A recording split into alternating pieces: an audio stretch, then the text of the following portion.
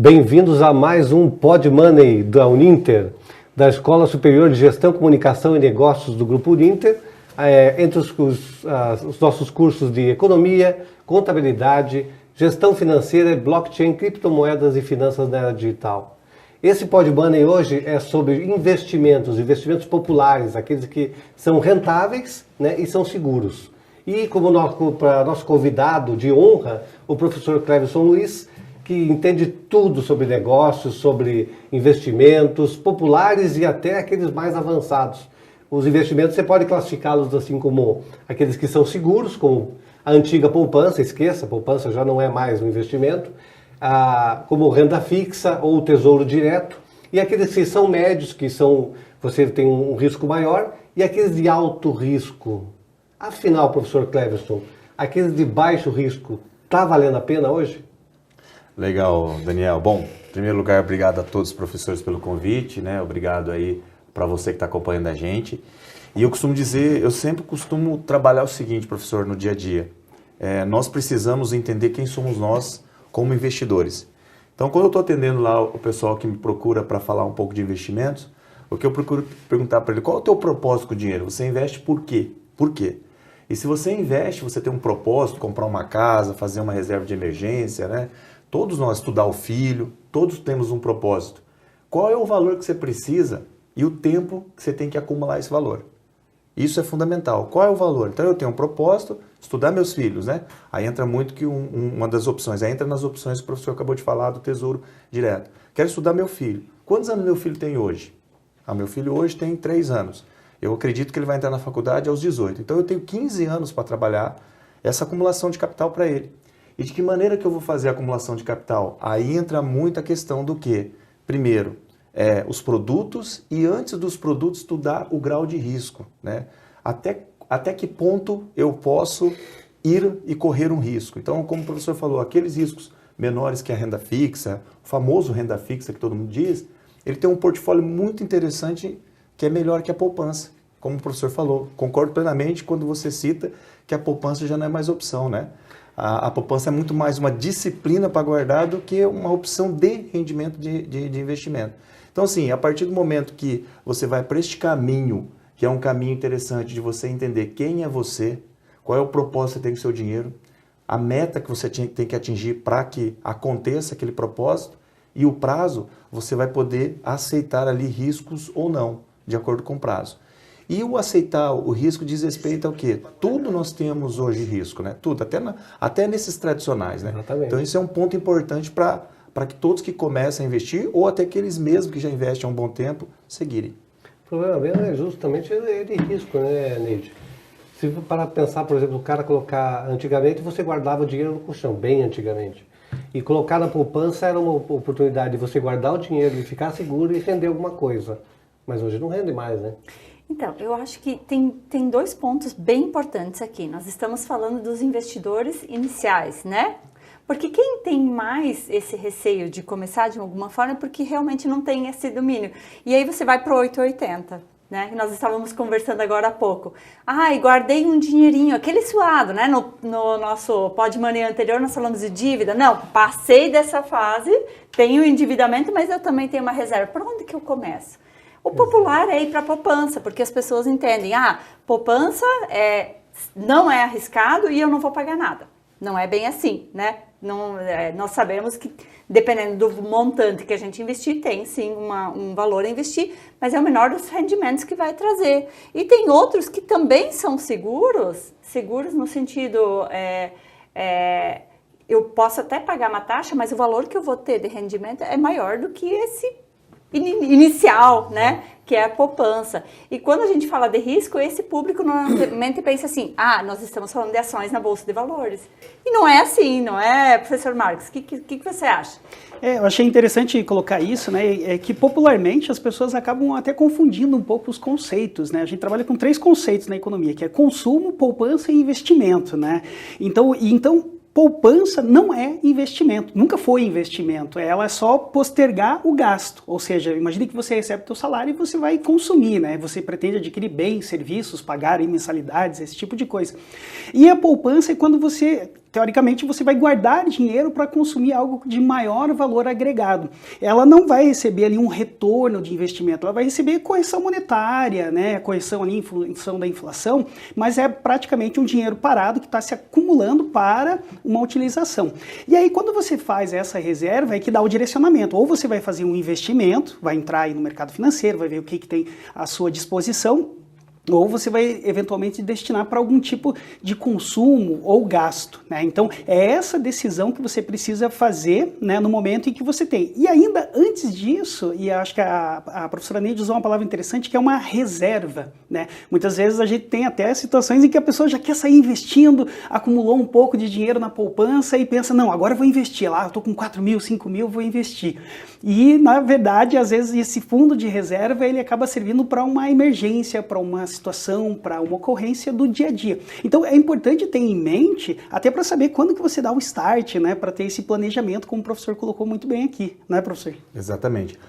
Pegando o gancho que o professor falou, a Planejar hoje, que é uma autarquia, né, que cuida dos planejadores financeiros do Brasil, ela acredita que um fundo emergencial tem que corresponder a, no mínimo, 6 meses do seu salário. Então, 6 meses do seu rendimento. Então, por exemplo, como o professor bem falou, tem etapas antes de chegar e pensar no investimento. Porque você pode, por exemplo, num propósito de uma sobra de dinheiro, a professora falou bem de sobrar, não tem mais dívida, sobrou. Então, agora, primeiro passo do sobrar, eu perguntar para mim, peraí, se hoje acontecer alguma coisa adversa com o rendimento que eu tenho, né, eu consigo hoje sobreviver quanto tempo? Segundo os estudos desse planejador dessa autarquia, são 6 meses. Então, nesses 6 meses, eu preciso ter o valor que seria interessante para eu poder manter o meu padrão de vida, né? Talvez não como eu esteja hoje com o meu rendimento, mas aquele que seja o suficiente. E após isso, você pensar e daí planejar o teu dinheiro, investir a longo prazo, aposentadoria, estudar filhos, enfim, diversas oportunidades e propósitos que existem. Agora, o ponto fundamental, professor, é que as pessoas não fazem, né? As pessoas hoje, todos podem fazer, independente de renda. Exato. Independente de renda. Quando a gente participa de podcast como esse aqui, muito bem, com conteúdo muito interessante, a gente tem a oportunidade de levar essa informação e dizer para as pessoas, a gente tem que quebrar no Brasil aquele paradigma que só rico tem dinheiro, né? Todo mundo fala assim, para investidor, eu só serei investidor quando tiver rico. Não, você pode investir hoje, existem opções no mercado a partir de R$10, R$30, Tesouro Direto, R$30. Então, assim, existe caminho sim, e esse caminho é válido para todos, né? Então, aquela pessoa que sobra um recurso para ela também, ela precisa pensar bastante na reserva de emergência. Eu acho que o tema é pautado naquela questão do objetivo e foco. Isso. Exatamente aquilo que você falou sobre o que vai investir.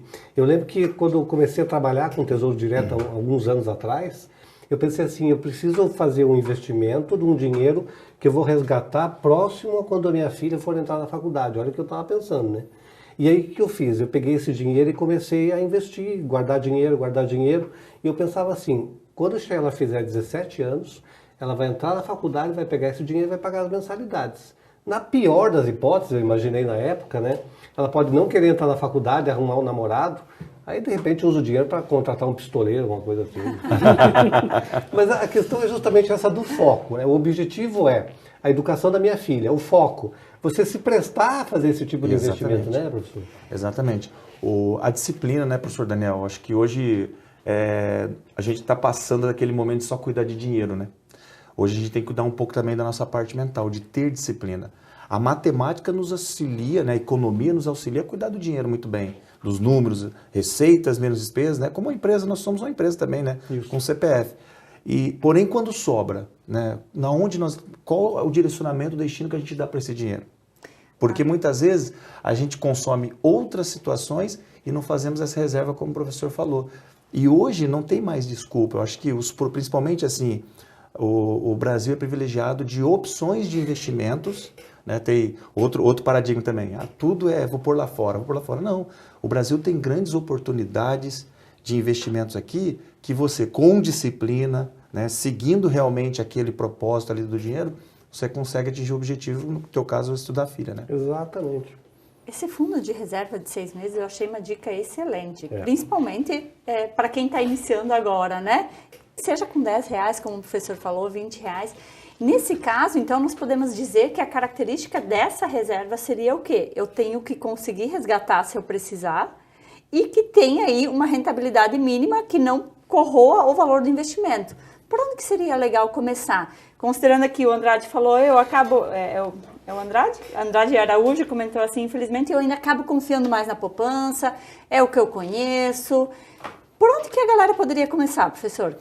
Então, se ele vai montar uma reserva de emergência, um fundo para proporcionar isso para ele, né? O caminho interessante hoje, existem tesouro direto que tem liquidez diária, né? Tem vencimentos maiores, mas tem liquidez diária. É uma boa opção. Por que é uma boa opção? Porque hoje o mercado trabalha muito fundos, o mercado trabalha muito CDB, né? O CDB, lembrando, o que acontece? Ele tem um percentual do CDI. Então, né, o professor aqui de economia sabe muito bem que quando nós começamos a viver uma situação de queda de taxa de juros, né? O Brasil teve na última reunião aí uma queda de taxa de juros, reunião do Copom, é natural que o CDI vai cair também. Então, se você tem lá muitos CDBs no Brasil, são comercializados como CDBs pós-fixados. Porque o pré-fixado, muitas vezes o banco, a corretora não quer emitir, a corretora vende, mas o banco emite. E o banco não quer emitir por quê? Porque ele sabe que o pré-fixado, ele não vai captar o dinheiro barato para vender lá na frente, né? Então ele quer trabalhar o pós, que o pós vai seguir a tendência do mercado. Então muitas pessoas hoje, investidores que eu recebo, eles têm muita alocação de recursos, professor, em CDB, porque parece mais prático. Mas não é mais prático, não. Hoje existem boas opções, então eu cito hoje, muito mesmo, o Tesouro Direto, que ele pode fazer ele consegue fazer esse link entre liquidez imediata e um link de uma melhor rentabilidade. Tem pessoas que falam assim, olha, Cleverson, não gosto de fundo porque fundo tem taxa de administração. Nós temos LCI, nós temos LCA, detalhe importante da LCI e LCA. Ou a pessoa física, que é o nosso tema aqui, não tem imposto, não paga imposto sobre os rendimentos. Então é um produto interessante também para que você põe dentro da sua carteira, né?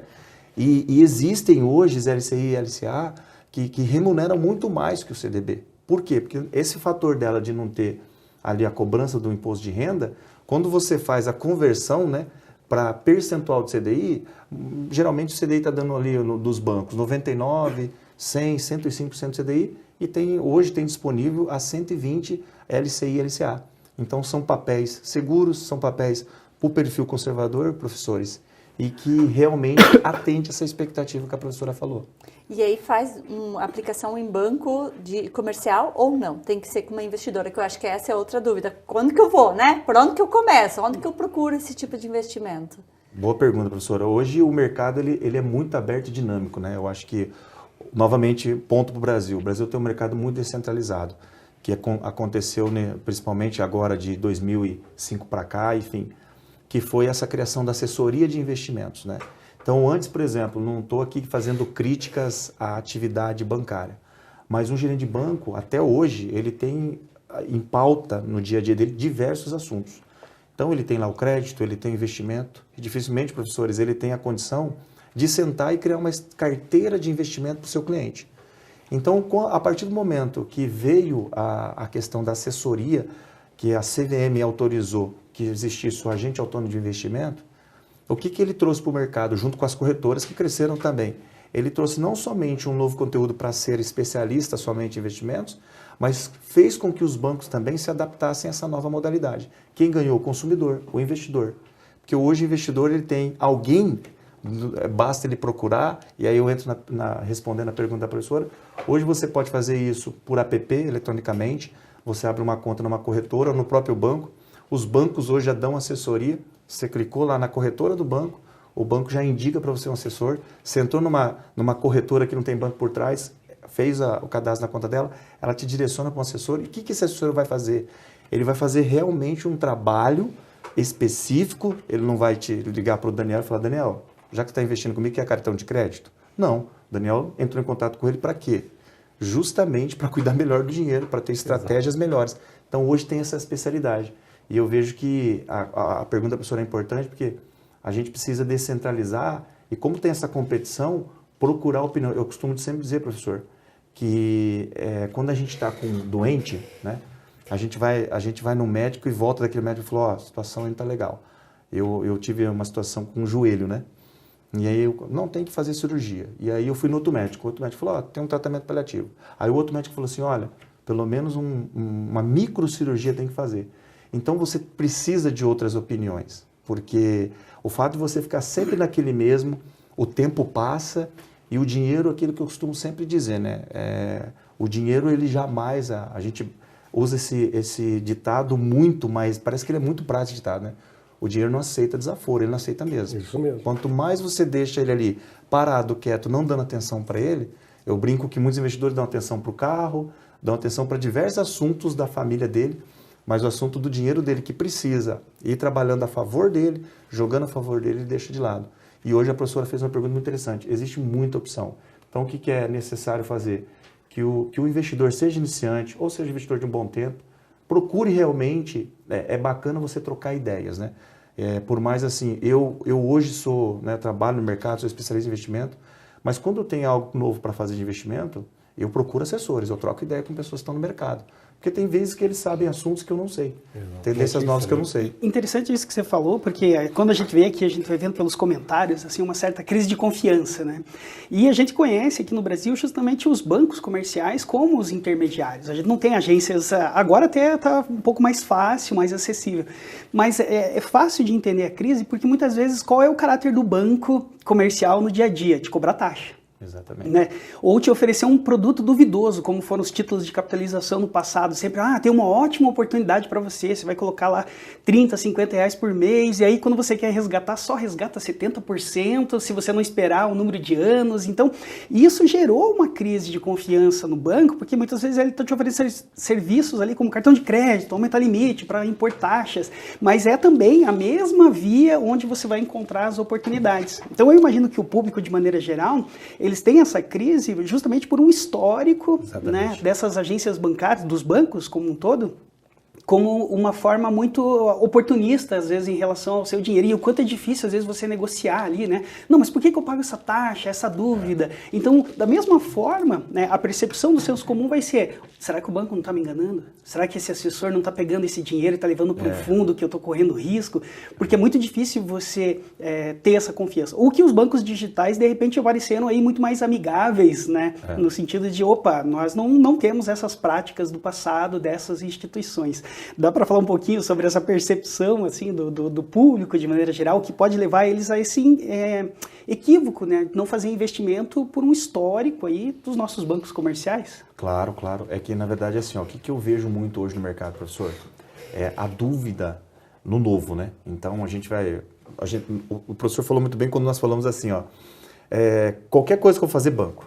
Era assim, desde pequeno. Eu vim de uma cidadezinha pequena aqui do Paraná, e eu lembro muitas vezes a minha avó falava, tudo que você precisa fazer é no banco. Meu pai, tudo que você precisa fazer é no banco, sempre é banco, né? E a gente teve essa cultura normal, fazia parte. Porém, eu acho que assim, a evolução tecnológica nos remeteu hoje a um real digital, né? Ao Drex que está aí. Os bancos digitais, como o professor falou, poxa, isso aumentou informação, não só produto, informação. Os bancos digitais têm um papel didático de levar informação boas para o investidor, deixar o investidor bem informado.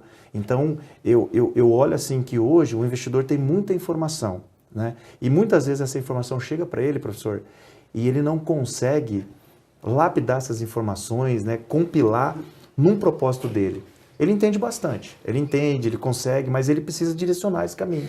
E aí que eu acho que é interessante esse trabalho. E os bancos viram essa tendência também e se prepararam. Hoje tem assessores de investimentos dentro de instituições bancárias. Quando o senhor fala em banco digital, vamos citar um modelo de sucesso, o Nubank. O Nubank hoje tem assessores, né, digitais ali que dão direcionamento para você investir. Então, eu vejo assim, um privilégio para o nosso mercado, porque a concorrência dá mais qualidade, né? Quando ficava muito monopolizado nos bancos, tanto é que nós somos um fruto de... O que a monopolização trouxe para nós? Uma cultura e um fruto do quê? Sempre investir na poupança, sempre pôr no seu DB e não abrir, né, o espaço para opções que estão sendo debatidas nesse podcast. Tantas opções interessantes que tem, que podem remunerar melhor o seu dinheiro a longo prazo e proporcionar que você atinja os resultados com eles, né? É a questão do mito, né? E essa coisa por exemplo, de tradição. Tem muita gente que não sei se tem preguiça ou não tem os meios de pesquisar, porque na internet você busca tudo. Por exemplo, quais são as tarifas, quanto que eu posso investir e não pagar imposto e pagar menos imposto. Tudo isso está lá no Banco Central. Qual é o banco, qual é a financeira que me cobra, né, por investir o meu dinheiro, quanto que eles cobram de taxa? Tudo está lá na tua mão, a informação. Mas o jeito mais rápido e mais prático é pegar esse dinheiro e depositar na poupança. Pois é, e tem muita gente que fez a vida, fez a casa, fez o carro, fez a escolaridade dos filhos, tudo pela poupança. Mas isso há 20, 30 anos atrás. E hoje você pergunta para essa pessoa, ela só sabe dessa informação, porque ela encerrou já a cabeça dela ou os meios financeiros dela para investir no mercado ou para investir nos filhos.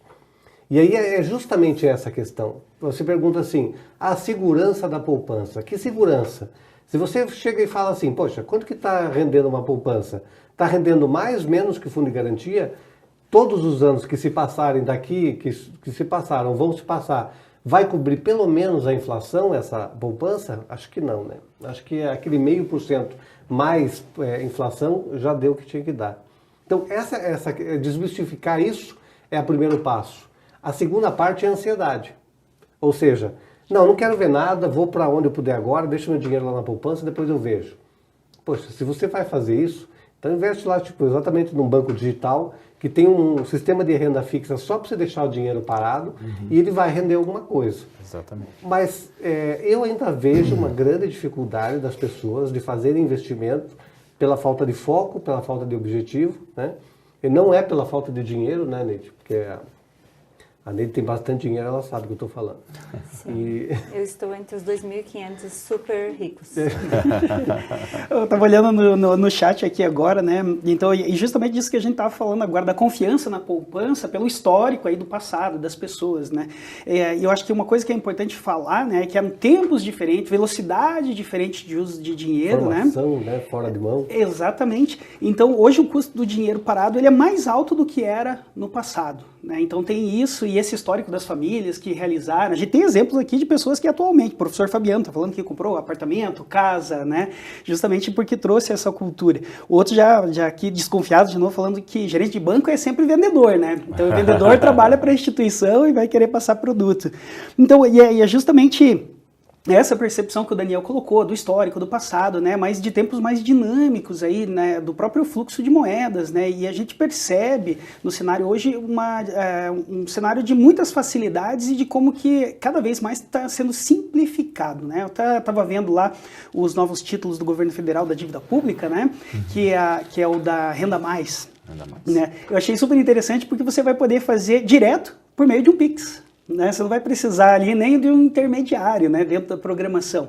E isso são instrumentos que vão aí ao longo do tempo ganhando confiabilidade, como o professor colocou, a própria concorrência, né? Eu vejo muito presente aí a participação do Banco Central recentemente como um banco que não é comercial, né, que ele tem um outro papel institucional, órgão de Estado e tudo, mas que ele tem feito pressões para que essas instituições elas se tornem mais eficientes e acabar com esses subprodutos, né, com essas taxas, essas rentabilidades ali que não favorecem o mercado como um todo. Então, quando ele começa a colocar essas facilidades, ele faz uma intervenção, o que obriga, né, aqueles que já estão instalados a se tornarem mais eficientes ou começarem a apurar produtos mais rentáveis para o cliente. Porque o Daniel colocou, né, tem mais informação. Então, você não é mais tão leigo a ponto de simplesmente depender daquele agente ali, vamos colocar o vendedor do banco ali como única figura de confiança. Opa, eu não sou um ignorante, eu sei o que está acontecendo, eu sei o que está cobrando, né? E eu quero que você me demonstre como esses resultados vão chegar. Eu acho que o professor ainda é mais sensível a essas percepções aí, né? De mudança tecnológica, percepção do uso do dinheiro. Com certeza. Hoje a gente vê aí, o professor citou bem, por exemplo, o cadastro simplificado, que é esse do Tesouro Direto, ele não precisa de ninguém, né? Então, ele está ali, uma parceria do Tesouro Nacional com a B3, com a Bolsa de Valores, isso. Ele vai lá no cadastro, faz ali e faz a transferência dele para comprar por Pix. Por Pix. O cadastro simplificado permite ele fazer por Pix. E eu vejo assim, ó, o que foi bacana, que eu acho assim que aí entra um papel muito interessante que o professor falou do Banco Central e o governo, né? O fato de... O governo precisa arrecadar dinheiro com o título público ali, né? O título federal dele precisa. E a gente para analisar. As opções que a gente tinha, o Renda Mais, quando você cita, é bacana e oportuno para falar assim, os comparativos dele. ele foi criado com um propósito, né, de pensar em aposentadoria. Quando a gente fala em aposentadoria, a gente sabe a aposentadoria social, que é o INSS, e a complementar é aquelas que a gente pagava VGBL e PGBL da vida. Eu tenho que descobrir primeiro o que significa cada sigla antes de começar. Exatamente, exatamente. Então, por exemplo, existia aquela questão de, na hora de aposentar, eu vou pegar o PGBL, nem respeitava os princípios da aposentadoria, mas o PGBL dava batimento no imposto de renda. Né? Já viu como os produtos criavam um cunho comercial? Ao invés deles terem o objetivo dele, né? O meu objetivo para esse produto, e também tinha lá o VGBL, eu faço uma declaração simplificada, é uma forma de tributação no meu rendimento, enfim. Mas onde está o propósito da aposentadoria, sabe? Era muito comercial. E esse paradigma é quebrado com o Renda Mais, porque o Renda Mais é assim, pensa no seguinte aspecto. Lógico, tem muitos analistas e críticos que dizem o seguinte, se você está lá na Previdência, tem a tabela progressiva e a regressiva. A regressiva pode chegar até 10% de imposto de renda. Já no título público federal, não. Ela é uma regressiva de 22,5% até 15%. Tudo bem, porém tem um ponto interessante. Hoje, os fundos previdenciários têm taxa de administração para serem geridos pelas empresas, pelas seguradoras. O governo está dando isso para as pessoas hoje, a partir de R$30, de uma maneira, como o professor falou, que ele pode fazer um cadastro e gratuitamente não ter taxa de custódia, como algumas corretoras cobram taxa de custódia. Então, é aquilo que eu digo, além da questão da informação, professor, eu acho que hoje está popularizado o investimento. Exato. Então, as pessoas precisam entender, pegar a informação e aproveitar o momento que está sendo vivido, né, para que ele possa investir melhor. Eu costumo sempre dizer, hoje não dá para a gente falar mais, né, professores, que, poxa, eu não consigo investir porque eu não tenho informação. Não tem como. Hoje não dá, né? Não, hoje isso não tem. É importante frisar aqui que as pessoas saberem o que é tesouro direto, né? Então, vamos trazer essa informação. Por exemplo, quem já ouviu falar, por exemplo, em dívida pública? O que é dívida pública? Vamos dizer que o governo precisa de dinheiro para pagar contas e ele vai emitir umas notas promissórias que vai colocar no mercado emprestado. Olha, me empresta R$1.000 que você tem, é dizer cruzeiro, gente. Me empresta Bem atualizado. Eu estava pensando já no meu tempo que eu tinha conta remunerada. Empréstimo compulsório de combustíveis. Não vou falar de conta remunerada, que ninguém era nem nascido quando eu tive conta nisso. Mas vamos pensar assim, vai criar uma nota promissória e assim, você me dá R$1.000 e eu daqui a um ano eu vou te pagar 15% de juros, né, ou 13,5%, 13,75%, que é a Selic. A Selic, no caso, é uma meta, quando eles falam assim, não é exatamente aquilo, ele pode pagar menos, pode pagar mais, mas ele diz que vai pagar isso depois de um ano se você emprestar esse dinheiro para ele. E ele vai lá e paga as contas. O Tesouro Direto é isso, então. É o governo emitindo notas da sua dívida, né, para quê? Para usar esse dinheiro para alguma coisa. E interessante que eu não vi uma nota sobre isso ainda e também não há uma direção. A gente falou sobre o Renda Mais, eu queria falar pelo Educa Mais. Eu não sei porquê, me dá uma coceira quando falo em educação, parece que a gente tem essa necessidade aqui. Acho que é porque a gente faz parte dela, né? Mas o Educa Mais, ele tem um objetivo, que é justamente você ter dinheiro ou ter uma renda, né, dentro do período em que o seu filho estiver fazendo uma faculdade. Por exemplo, eu vou fazer o Renda Mais, aí eu vou depositar todos os meses, a minha esposa, um tio, uma tia, um avô, vão colocar dinheiro lá para o meu filho, daqui a, digamos, 10 anos, que ele vai fazer 17 anos, e para quê? Para quando ele chegar no período de faculdade, ele começar a tirar uma renda. Para quê? Para pagar a faculdade, para pagar a estadia em algum lugar. Ou seja, todo esse objetivo que você coloca, ele não tem aquela obrigação. As coisas podem mudar, inclusive, né? Eu posso precisar de dinheiro para ir para a saúde ou para qualquer coisa assim. Mas o objetivo, a questão em si é fantástica. O que eu não vi foi justamente a nota do governo que eu vou pegar esse dinheiro que eu estou emitindo, título público, para as pessoas comprarem e garantirem o futuro dos seus filhos na educação, para investir na educação. Você ouviu falar de alguma coisa sobre isso? Tipo, que ele vai usar esse dinheiro que ele está colocando como título público para colocar na educação? Não? Então, o que acontece? O governo, ele quis, na minha opinião, professor, criar um fluxo de caixa, né? Porque daí que ele vai emitir toda a contribuição ali, que, complementando o que o professor falou, o Educa Mais, ele vai contribuir todo mês ali com valor, a partir de 30, né? Pode comprar uma quantidade maior, que é a fase da contribuição. E lá na frente, na fase da conversão, quando ele começar a estudar, vai ser 5 anos gerado uma renda para ele. Mas assim, você pega 10 anos, pega uma criança de 2, né? Para idade de faculdade, 18 a 16 anos, enfim. Então, esse tempo, o governo vai receber uma contribuição. Então, o que acontece geralmente com o Tesouro Direto? O cara investe e escolhe lá o pré-fixado, o IPCA+, com cupom, sem cupom, enfim. Ele escolhia lá e era geralmente uma contribuição única, um aporte novo. Quando ele cria essa disciplina mensal, o governo disse que seria um fund, um caixa que entraria para ele todo mês e que o ideal que ele esperava era usar a adesão para que esse fundo fosse usado também na melhoria da educação, né? Aí a gente tem que esperar esse ponto aí para o futuro, né, professor Daniel? Mas agora, o que a gente vê hoje, o lançamento, vamos priorizar o lado bom. O lançamento desse produto, ele quebra paradigma pelo seguinte aspecto. Hoje em dia, é raro, eu vejo assim, pais que esperam o filho chegar próximo da faculdade para ver o que ele vai fazer. Exato. Então, é aí que entra um grande problema, né?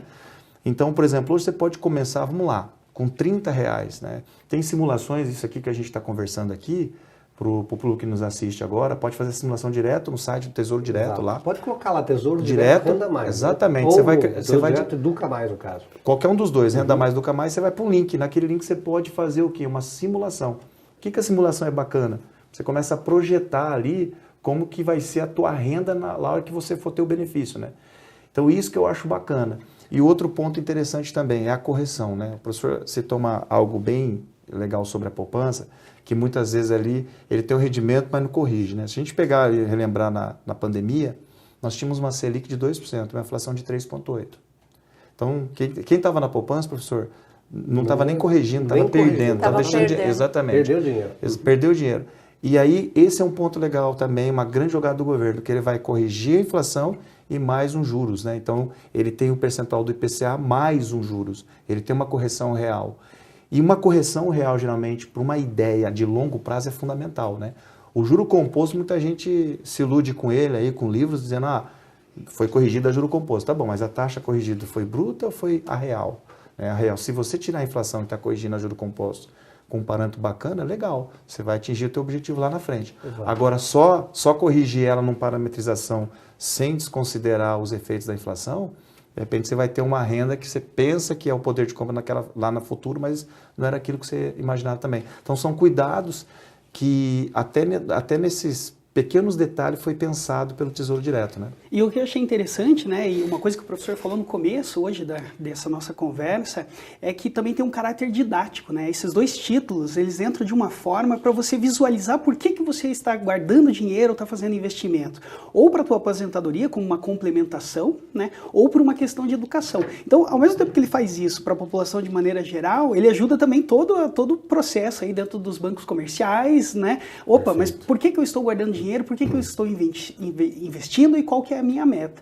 Outra coisa interessante, que daí é o mecanismo econômico-financeiro, é que quando, isso que o Daniel falou da dívida pública, quando o governo ele empresta dinheiro de você, é dinheiro que você não consome, né? É dinheiro que você não vai usar para comprar um produto, um serviço, ou seja, você impacta menos a inflação.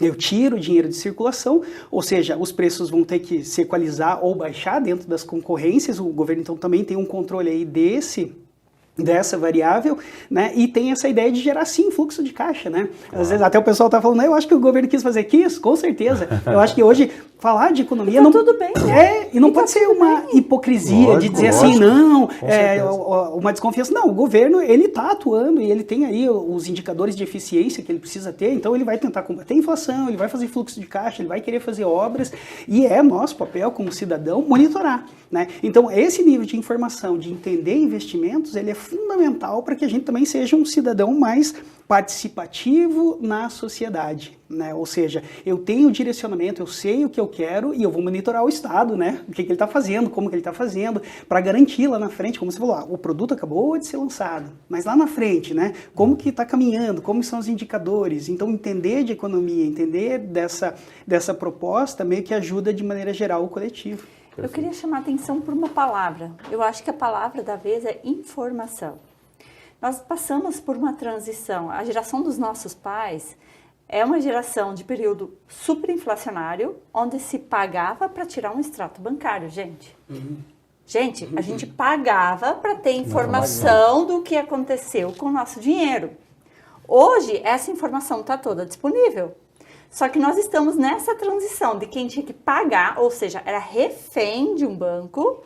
E aí, por isso que eles falam que os gerentes faziam, né? Eram vendedores. Se você quisesse uma ajuda, um favor, né? Eu preciso de um empréstimo, tudo bem, mas daí você faz ali, você compra sei lá, algum outro tipo de produto ou serviço. Era comum, porque nós éramos reféns da instituição. Então, hoje nós não estamos mais nesse papel. Hoje nós temos a informação, mas ainda temos muito dessa geração que tem medo, né? Verdade. Que se sente refém. Traumatizada, né? Então, a palavra da vez é informação. Então, hoje a informação está disponível, mas nós precisamos olhar para ela. Eu acho que quem passa por aquele período de superendividamento foge. Eu não quero olhar para o meu cartão de crédito, eu não quero tirar um extrato do banco porque não vai estar positivo, e passa por uma transição de ver um dinheiro investido, que seja R$10, whatever, mas vendo que aquele dinheiro gerou mais dinheiro, dá uma outra percepção, muda a relação. E é de pouquinho em pouquinho, né? Juntando de grão em grão é que a galinha enche o papo. Muda a relação. Pouquinho dinheiro, né? E aí tem um comentário da Cláudia, a Cláudia Henrique, ela trouxe um comentário, ela falou assim que uma vez um professor falou para ela que ele preferia investir em bancos do governo, né? Porque eles tinham menos risco de quebrar. E isso também é um paradigma. Né? Eu vou para aquilo que eu conheço, porque ali é mais seguro. Só que aí a gente tem também toda uma estrutura política no Brasil que vai dizer se um banco pode quebrar da noite para o dia ou não. Como é que é isso? O Nubank pode simplesmente pegar meu dinheiro e sumir? Eles podem investir em bancos não públicos e se sentirem seguros? Como que está isso, professores? Então, a questão banco assim, é bem interessante quando a gente fala, e é um paradigma muitas pessoas entenderem, né? O banco quebrou. Então, seja o banco público, privado, qual é o produto que eu estava lá posicionado? Está posicionado no CDB, numa LCI, numa LCA, num depósito à vista, numa poupança? Existe apenas hoje no Brasil mitigação de risco, que é o Fundo Garantidor de Crédito. Ponto. Fundos de investimentos não entram no Fundo Garantidor de Crédito, que são a alocação de recursos, administração de recursos de terceiros. Então, LCI, LCA, por CPF, CDB, poupança, vai receber 250 mil. Então, se, no caso, como ele citou aí, né, eu confio muito no banco público. Se ele tivesse lá posicionado 2 milhões, 500 mil, que seja, num CDB, por exemplo, neste banco, emitido por esse banco CDB, esse banco público, o que acontece se ele vier a quebrar? Ele vai receber só 250 mil. E hoje não é, a gente acha muito a questão banco, é a questão como o Dani acho que ia falar. O Daniel falou uma coisa importante que isso é política. Hoje, para a gente olhar o Brasil quebrando hoje, é uma questão, né, envolve mais uma questão política. Os bancos brasileiros eles são muito consolidados. Eles têm muita riqueza, patrimônio líquido, como que a gente vê que um banco é consolidado com patrimônio líquido. Então, o sistema financeiro brasileiro ele é consolidado. Então, lógico, um problema político, né, o professor que é especialista em economia, economista, pode falar até melhor, mas assim, a gente vê hoje uma possibilidade dos bancos quebrarem muito mais numa situação política. Porém, se eles quebrarem hoje os bancos, todo mundo pensa que está seguro, né? Todo mundo fala assim, eu estou 100% seguro no banco. Não está. Você está seguro até a mitigação do risco de 250 mil pelo Fundo Garantidor de Crédito, né? Está seguro, bem dizer, porque a maior segurança hoje seria justamente o Tesouro Direto, né? Porque é dinheiro do governo, dinheiro de impresso, dinheiro que vem já de uma fonte, né? Não tem como perder, não está numa rede ou numa empresa privada ou que seja pública depositado. Não, ele pertence ao governo. E é interessante o que eu queria trazer, assim, que daqui a pouco a gente vai ter que fechar, é que o Tesouro Direto educa mais. As pessoas não podem perder essa oportunidade. Gente, acessa lá, Tesouro Direto Educa Mais, pesquisa, entra lá, faz a simulação, consulta todo mundo. Olha, é você comprar título do governo todo mês, e de pouquinho em pouquinho, mixaria de dinheiro, para daqui a 10 anos, né, você quase que esquece isso, e para quê? Para você ter uma grande de uma renda. Vai lá, faz a simulação, tira só todas as suas dúvidas que você tem, que está muito bem esclarecido, porque vale a pena. E venhamos, né? Daqui a 10 anos, a gente quer um monte de gente fazendo matrícula na Uninter. E falando sobre as matrículas, uma coisa interessante, um movimento recente, né? Porque o curso de economia ele é novo, né? Ele está no 2º ano agora de oferta. E a gente sempre faz uma enquete com os estudantes, assim, né? Por que escolher economia, né? Que é um curso clássico, assim, né? Ele não é um curso tão pragmático quanto outros, né? Mas é interessante porque nós temos um perfil de pessoas que justamente estão buscando informação, né? A gente tem aquelas linhas lá muito evidentes, assim, por exemplo, o pessoal que acompanha os gráficos do mercado, né?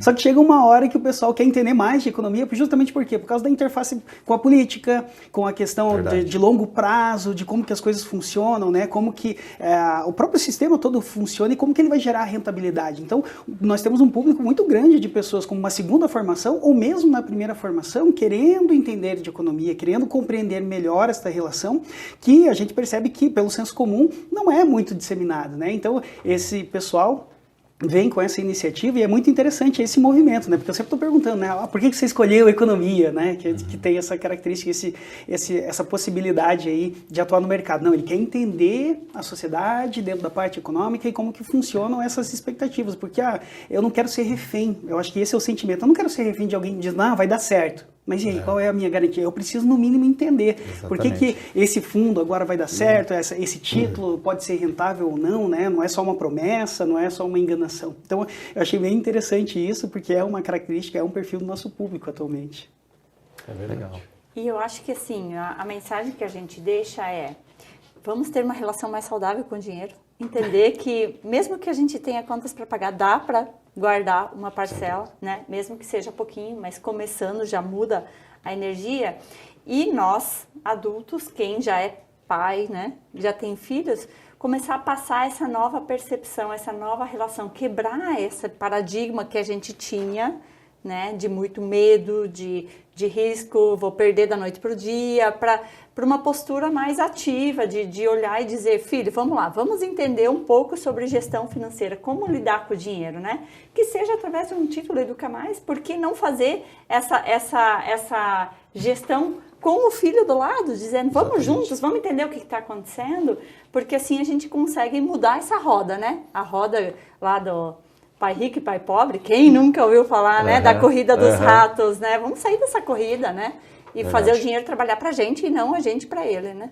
Investimentos rentáveis e seguros. Esse foi o nosso tema de hoje, do nosso Pod Money. Queria agradecer aqui ao professor e também aos meus companheiros aqui do nosso Pod Money. E olha, gente, para os próximos, não para o próximo agora, mas para os próximos futuramente, já que a gente falou de investimentos seguros e rentáveis, básicos, a gente também vai ter que falar a qualquer hora sobre investimentos avançados, que é justamente a parte que o professor mais representa, não é mesmo? Exatamente. Eu me coloco à disposição também aí. Poxa, um prazer muito grande, professor, estar aqui com vocês. Parabéns pela iniciativa de levar tão conteúdo com qualidade, né? O Pod Money aí, antes de vir para cá, eu estava acompanhando outros episódios. Então, assim, a informação está disponível. Eu fico aqui disponível também, à disposição de qualquer outro assunto que precisar. Foi um prazer estar aqui. E eu quero deixar a mensagem para você. Procure a informação, como a professora falou, que a informação hoje ela é uma ferramenta fundamental para você cuidar bem do seu dinheiro. Perfeito. Obrigado, pessoal. Até a próxima.